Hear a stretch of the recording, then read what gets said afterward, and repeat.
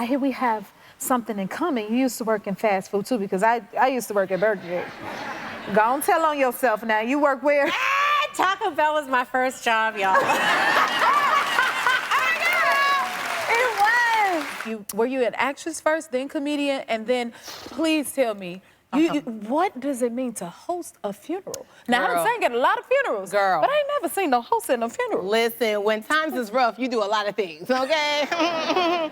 So I was a comedian first, but I always wanted to be an actress, but you know, no one's just giving people acting roles. And so I was like, anytime I can get on the mic, I'll do it. And so, you know, being Nigerian, there's a lot of wake keepings. But it's so weird because you're trying to keep the party going, but somebody's dead. And so you're just like, they live their good life. Okay, look at them, smiling from heaven. You know, like, I don't know.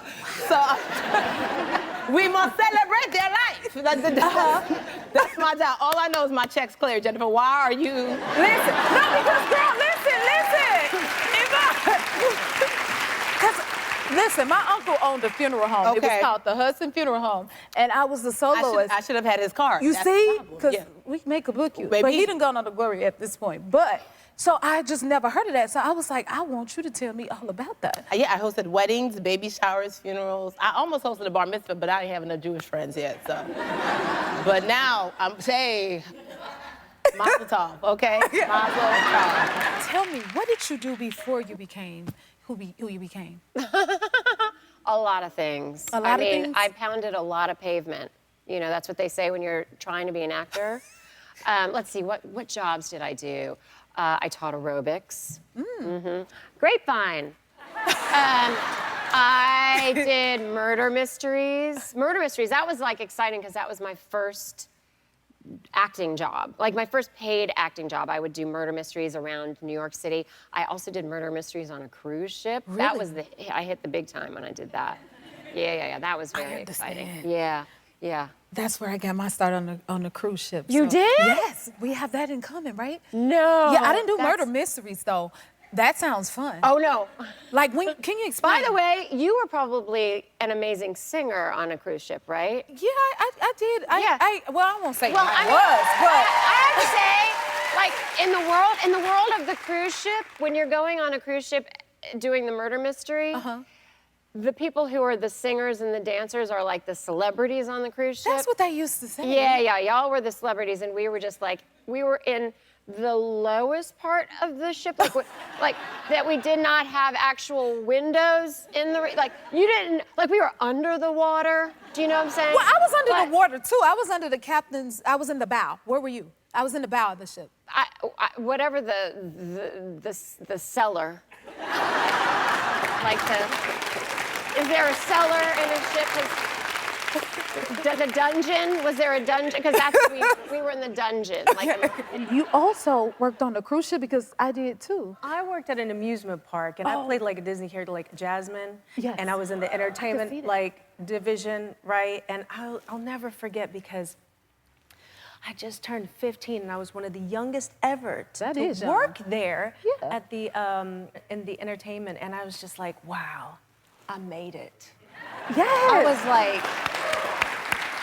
I came from real humble beginnings, and it was a lot. And I remember I got my first check, it was $300, and I was like, it doesn't get any better than this. I feel you. I was like, Mom, check it out. I was so grateful to be singing everything. However, the downside of that is we had a mascot at Kentucky Kingdom, and it was King Louie. And we had to take turns being King Louie. That's me, King Louie. That's me right there in the costume. That's my Down syndrome aunt. I love her so much. She came from Hawaii to visit me. But that's me in the costume. So you all don't, some of you might have met me and you didn't even know it. That was me. We were like ninjas. We would just wrap ourselves, because in the Kentucky heat and being King Louie, and we had to perform as King Louie. It was super hot in the costume. So hot. It was just like reeked of just rank Febreze. Was like, it was just not it. You know what? I have to say this, because when I was on the cruise ship, because you do have double jobs, I was Calliope the head muse and Hercules the musical circle life soloist, but I also had to be the greeter to bring out the mascot. You know, I brought out Mickey all the time. You didn't even need to worry about that Febreze, or you would just like, didn't have to sweat through all that. You know, one time I got fussed at by Mickey because they was like, you left me in that costume too long. And I'm like, I was like, whoa, Mickey, okay. Disney, you ain't hear that. But anyway. It is no joke being in not. those costumes. Like one time I had to do a whole performance, like a hold down performance, and his feet were this big, and I fell, and the feet were this big, and I was like, how do you get up? So I just laid there through the Oh my whole goodness. show. Through I the was whole like, show. You were a trooper. Okay, tell me this. Is it true you used to like house sit for Dolly Parton? Yes, there was a time when I very first moved to Nashville. I got a job. They were remodeling one of her, it was a lake house. And my only job was to be inside and let the workers in and out every day. And, you know, like watch the wallpaper dry. And just stay there at night, make sure everything was going well. Everybody could come in, everybody could go out. And I was not really quarantined, but the part of the house that I was using was a bed and a deep freeze and a microwave and a TV. They kind of moved it all. And I was allowed to use the pool too, if you wanted to do that. And it was actually Dolly's niece was there, that was the other person house sitting. And we set the microwave on fire on accident. In a wallpaper, like a newly wallpapered room. Yeah, bagel bites are delicious. You ain't set it on fire. But you have to be careful.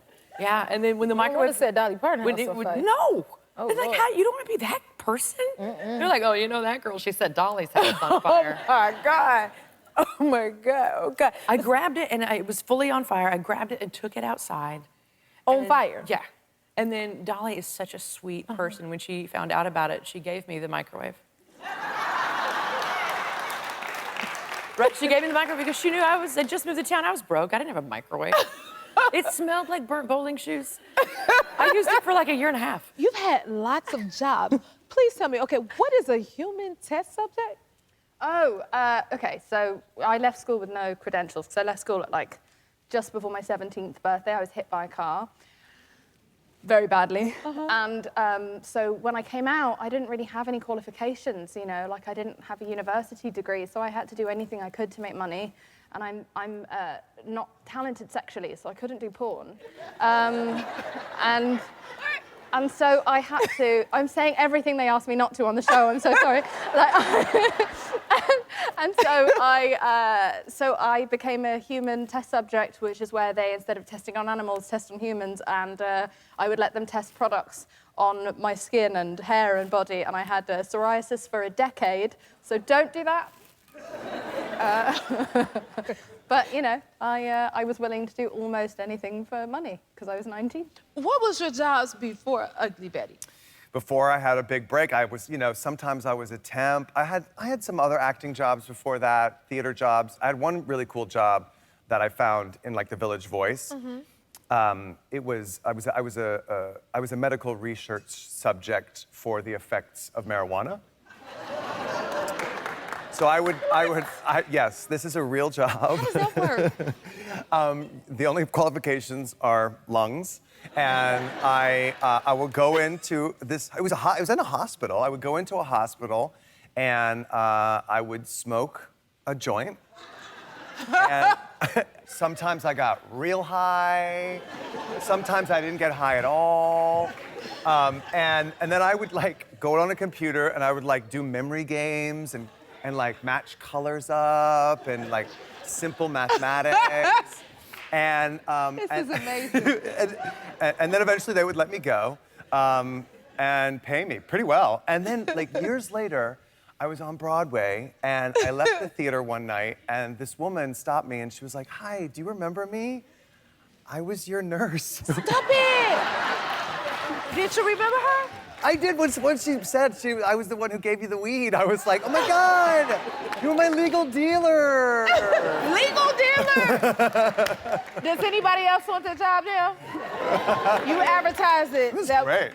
That's amazing. It was a great job. That is hilarious. Yeah. If you like this video, smash that like button and subscribe to the Jennifer Hudson Show YouTube channel. Check your local listings or visit jenniferhudsonshow.com to see when you can watch full episodes in your area. And don't forget to sign up for the newsletter.